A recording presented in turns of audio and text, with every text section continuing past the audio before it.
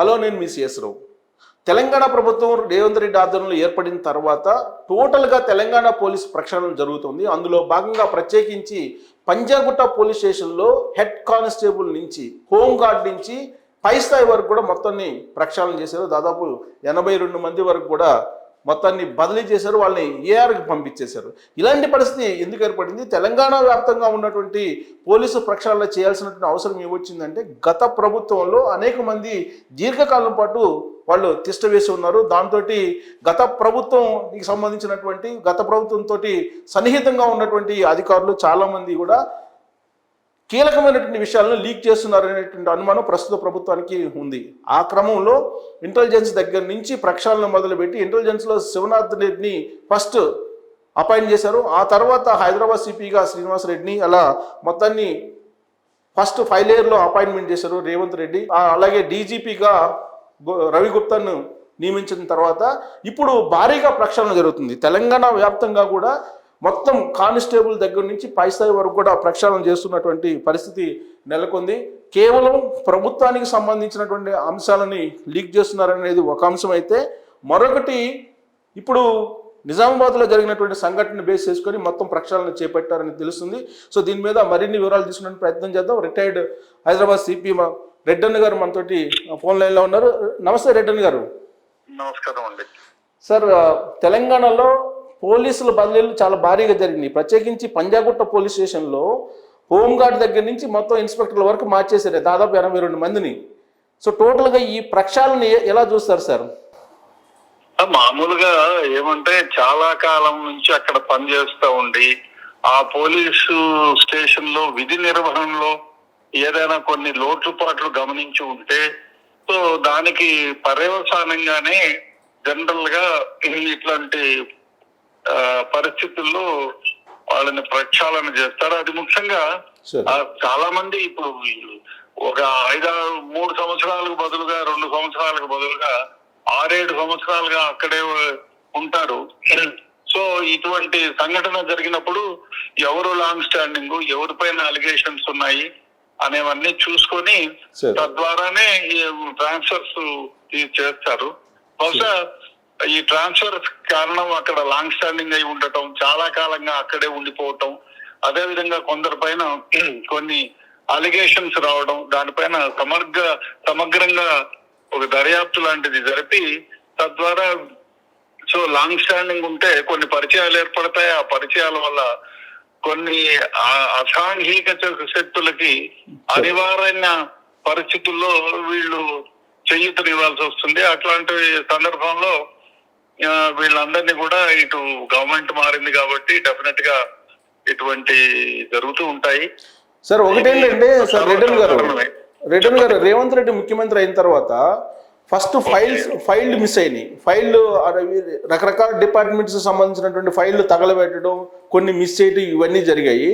ఆ తర్వాత ఆయన చేసినటువంటి ఫస్ట్ అపాయింట్మెంట్ ఏంటంటే ఇంటెలిజెన్స్ చీఫ్ శివధర్ రెడ్డి గారిని అపాయింట్ చేశారు. ఆ తర్వాత రవి గుప్తా గారిని డీజీపీ, తర్వాత హైదరాబాద్ సిపిగా శ్రీనివాస్ రెడ్డిని, మిగతా డీజీపీలు, ఇవన్నిటిని కూడా చూశారు కదా. 5 లేయర్ల అపాయింట్మెంట్ చేసినటువంటి తీరు ఎలా ఉంది సార్? ఇప్పుడు శివధర్ రెడ్డి గారు one of the best officers అండి. ఆయన ఇంత క్రితంలో వారితో కలిసి నేను పనిచేయడం జరిగింది ఓల్డ్ సిటీలో, చార్మినార్ లో. అంటే ఓల్డ్ సిటీలో జరిగింది. మంచి వ్యక్తిత్వం ఉన్న వ్యక్తి. ఇంటెలిజెన్స్ లో చాలా కాలం అనుభవం ఉంది. ఇంత క్రితం గవర్నమెంట్ లో కూడా వారు ఇంటెలిజెన్స్ లో పనిచేశారు కాబట్టి అది ఆయన్నే ఎంచుకొని ఉంటారు. ఆ విధంగా ఆయన్ని ఇంటెలిజెన్స్ ప్లేస్ లో తీసుకొని ఉంటారు. రవిగుప్తా గారు మంచి వ్యక్తి, ఎక్కడ మత్తలేని వ్యక్తి, అండ్ పాలనా పరంగా కూడా ఆయనకు పటిమ ఉన్న వ్యక్తి. కాబట్టి డెఫినెట్ గా అది ఎవరైనా, మీరైనా, నేనైనా, మీరే సీఎం అయినా కూడా చూస్తారు మీకు అనుకూలంగా ఉన్న వ్యక్తి ఒకరు. రెండోది, అనుకూలం కంటే డిపార్ట్మెంట్ లో మచ్చలేని వ్యక్తిగా ఎవరైతే పేరు బదులు ఉంటారో వాళ్ళని తీసుకుంటారు. ఎందుకంటే ప్రతిపక్షాలు డెఫినెట్ గా ఇటువంటి దానిపైన ఫలానా ఆయన్ని తీసుకున్నారు, జూనియర్ ని తీసుకున్నారు, అతను ఈ విధమైన వాళ్ళని అభాండాలు వేస్తారనేటువంటి అభిప్రాయంతో కూడా కొంచెం మంచి వ్యక్తుల్ని డిపార్ట్మెంట్ లో పనికొచ్చే వాళ్ళని, తమకు అనుకూలంగా ఉన్న వాళ్ళని కూడా ఇట్లాంటి ట్రాన్స్ఫర్ లో వేసుకుంటూ ఉంటారు. అది సర్వసాధారణం. మంచి వ్యక్తిత్వం ఉన్న వాళ్ళనే వేశారు కాబట్టి దీంట్లో కామెంట్ చేయడానికి ఏముందండి, ఏం లేదు. సో ఇక వీళ్ళు సార్ హైదరాబాద్ సిపిఎల్ శ్రీనివాసరెడ్డిని అపాయింట్ చేయటం, అలాగే సైబరాబాదు, ఈ రాచకొండ వీళ్ళు అపాయింట్మెంట్ చేయడం కూడా కరెక్టేనా? కరెక్ట్గా ఇప్పుడు శ్రీనివాసరెడ్డి ఆయన మంచి వ్యక్తి. ఆయన ఇంత క్రితం డీసీపీగా పనిచేసినప్పటి నుంచి పరిచయం ఉంది. సో కొంచెం పని చేస్తాడు, ఎక్కువగా పనిచేసే వ్యక్తి కాబట్టి అతన్ని వేశారు. అదే విధంగా మిగతా కమిషనరేట్ లో కూడా ఇప్పుడు సిపి రాచకొండ వచ్చి 4 years పైగా పనిచేశాడు కాబట్టి ఎక్కడ మేబీ రికార్డ్ ఒక ఐపీఎస్ ఆఫీసర్ 4 సంవత్సరాల పైకి ఒకే దగ్గర ఒక కమిషనర్ గా పనిచేయడం అనేది ఒక రికార్డు కాబట్టి ఆయన్ని పనిచేసి దానికి తీసుకొని ఉంటారు మంచి వ్యక్తిని.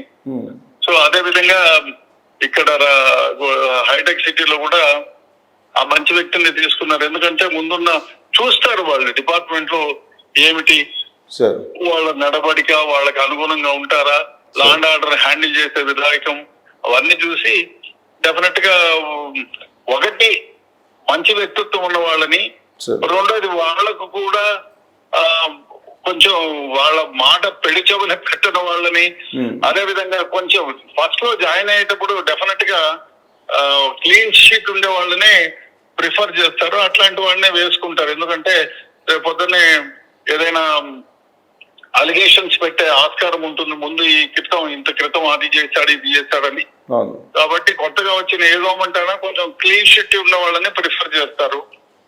సో ఆ విధంగా జరిగిందని నేను భావిస్తున్నాను. సార్ 5 layers అయితే పర్ఫెక్ట్ గా అపాయింట్ చేశారని చెప్పేసి మీరు భావిస్తున్నారు. అయితే 5 layer తర్వాత ఇప్పుడు 5 layer అపాయింట్మెంట్ అయిన తర్వాత బయటకు వచ్చింది ఏంటంటే డ్రగ్స్కి సంబంధించినటువంటి అంశం ఏంటంటే వైఎస్ఆర్ కాంగ్రెస్ పార్టీ నెల్లూరు సంబంధించినటువంటి నేత వాళ్ళ పిల్లోడిని పట్టుకోవడం, వాళ్ళ అబ్బాయిని, ఇది జరిగింది. అలాగే నిజామాబాద్లో షకీల్ ఎమ్మెల్యే, బీఆర్ఎస్ ఎమ్మెల్యే, వాళ్ళ అబ్బాయి ఇక్కడ కారు గుద్దితే మన క్యాంప్ ఆఫీస్ దగ్గర అతన్ని తప్పించడానికి ప్రయత్నం పంజాగుట్ట పోలీసులు చేశారనేటువంటిది బయటకు వచ్చింది.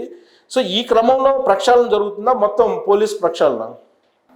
లేదండి, ఆ ఒక్క ఇన్సిడెంట్ గురించే జరుగుతుందని నేను భావించను. దీని మీద ఇప్పుడు ఒకటే చేయడం ఎందుకు, దీనిపైన ఎక్కడెక్కడ ఎవరెవరిపైన ఏ విధమైనటువంటి అలిగేషన్స్ ఉన్నాయి, పనిలో ఆలస్యత్వం ఎక్కడుంది, అదే విధంగా కొంచెం చెడ్డ పేరు ఉన్న వాళ్ళని, లాంగ్ స్టాండింగ్ ఉన్న వాళ్ళని డెఫినెట్ గా ఈ ఒకరిని చేసే బదులు మొత్తం చూసి వాళ్ళు ట్రాన్స్ఫర్ చేసి ఉంటారని నేను అనుకుంటాను. ఈ 2 ఇన్సిడెంట్స్ వల్లే జరిగిందని నేను అనుకోను. సార్ ఒకటి పంజాగుట్టలో, ప్రత్యేకించి పంజాగుట్ట పోలీస్ స్టేషన్ అంటే దానికంటూ ఒక ప్రత్యేకత ఉంది, అది మీకు తెలుసు. కానీ ఆ పోలీస్ స్టేషన్లో హోంగార్డ్ దగ్గర నుంచి మొత్తాన్ని 82 మందిని ఒకేసారి మొత్తం ఖాళీ చేయించేసారు. వాళ్ళందరినీ ఏఆర్కి పంపించేశారు. ఉంటుందండి, డెఫినెట్ గా ఏఆర్ పంపించారంటే లాంగ్ స్టాండింగ్ ఉంటారు, అలిగేషన్స్ ఉంటాయి, అట్లా లేదే వేయరు. డెఫినెట్ గా దేర్ మే బి సంథింగ్, దానివల్లే ఆ విధమైనటువంటి చర్యకు పాల్పడి ఉంటారని నేను అనుకుంటున్నాను. సో ఒకేసారి 82 మంది ఒకే పోలీస్ స్టేషన్ లో. ఇప్పుడు లాంగ్ స్టాండింగ్ ఉండొచ్చు కదా, చాలా మంది లాంగ్ స్టాండింగ్ ఉండొచ్చు. ఇప్పుడు కొన్ని సందర్భాల్లో ఏమైతుందంటే లాంగ్ స్టాండింగ్ ఉన్న వాళ్ళని తీసేయకుండా అట్లే పెట్టుకొని ఉంటారు. ఇప్పుడు సపోజ్ ఎలక్షన్స్ వచ్చాయి, ఎలక్షన్స్ కు ముందు కానీ అంతకు ముందు కానీ కొన్ని ఆర్గనైజేషన్స్ లో వాళ్ళకి అనుకూలంగా ఉన్న వాళ్ళు కానీ లాంగ్ స్టాండింగ్ వాళ్ళు ఇప్పుడు ఎందుకు లేదు కొరుగుతో తలగిసుకోవడం అని ఈ లాంగ్ స్టాండింగ్ ఉండే వాళ్ళని అందరినీ ట్రాన్స్ఫర్ చేయకుండా అట్లే పెట్టుంటారు. సో గవర్నమెంట్ మారిన తర్వాత డెఫినెట్ గా వాళ్ళకి అనుకూలమైన వాళ్ళని, లా అండ్ ఆర్డర్ లో కొంచెం మంచి పేరు ఉన్న వాళ్ళని సెలెక్ట్ చేసుకుంటారు. ఆ విధంగానే జరిగిందని నేను అనుకుంటున్నా. ఒకటి సార్, ఇప్పుడు ఏసీబీ యాక్ట్ అయింది. ఇప్పుడు శివబాలకృష్ణ చూశారు, శివబాలకృష్ణ చూస్తే 100 కోట్లు బయటకు వచ్చింది, అతను ఒక్కడిదే. ఇంకా ఇలాంటివి చాలా ఉన్నాయి. ఏసీబీని యాక్టివేట్ చేయడం, సిఐడిని యాక్టివేట్ చేయడం, ఇలాంటి క్రమంలో ఈ ప్రక్షాళన చేస్తున్నట్టు అనిపిస్తుందా?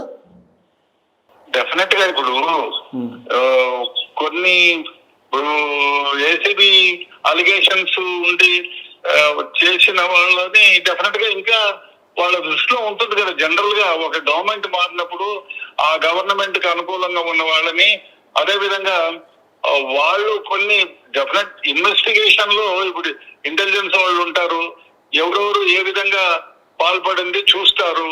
అదే విధంగా ఈ ల్యాండ్ గ్రాబింగ్ గానీ, ల్యాండ్ అసైన్మెంట్స్ గానీ, ఈ జియో 59 గానీ ఇట్లాంటి దానిలో కొన్ని గవర్నమెంట్ కి అతీతంగా పోయి వాళ్ళు కొన్ని చర్యలు చేపట్టి ఉంటారు. దాంట్లో కొంచెం చిన్న సమగ్రమైనటువంటి దర్యాప్తు జరిపి ఆ విధంగా ఎవరిపైన అయితే అలిగేషన్స్ ఉంటాయో అట్లాంటి వాళ్ళని టార్గెట్ చేసి ఇటువంటి రైట్స్ కండక్ట్ చేస్తారు. ఇది సర్వసాధారణమే, ఇవాళ కొత్త కాదు సార్. ఒకటి తెలంగాణ పోలీసు విషయానికి వస్తే సార్, ప్రత్యేకించి ఇక్కడ ల్యాండ్స్ ఏమో కోట్ల రూపాయలకి వెళ్ళిపోయింది. ఈ క్రమంలో నయీం ఎన్కౌంటర్ తర్వాత ల్యాండ్ సెటిల్మెంట్స్ లో ఎక్కువ మంది పోలీసులు ఇన్వాల్వ్ అవుతున్నారు అనేటువంటి ఒక ఆరోపణ ఉంది.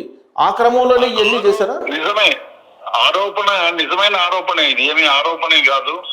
చాలా సందర్భాల్లో ఆల్ ది సిపిస్, ముగ్గురు సిపిలు కూడా don't indulge in law and order matter, indulge in law and order matter, don't indulge in private matters. అదే సెటిల్మెంట్స్, ల్యాండ్ వ్యవహారాల్లో, సివిల్ దాంట్లో, సివిల్ వ్యవహారంలో తలదూర్చొద్దని అనేక సందర్భాల్లో మెమోలు ఇష్యూ చేశారు.